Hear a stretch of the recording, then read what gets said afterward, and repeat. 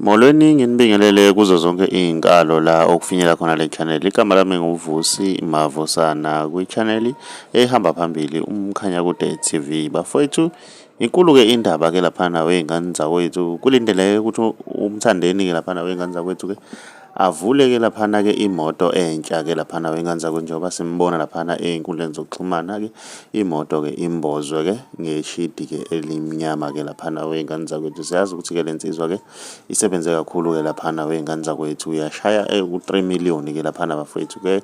Sesibona-ke laphana ey'nkundleni zokuxhumana-ke ishuthe eduze nehashi-ke elisha wey'ngane zakwethu.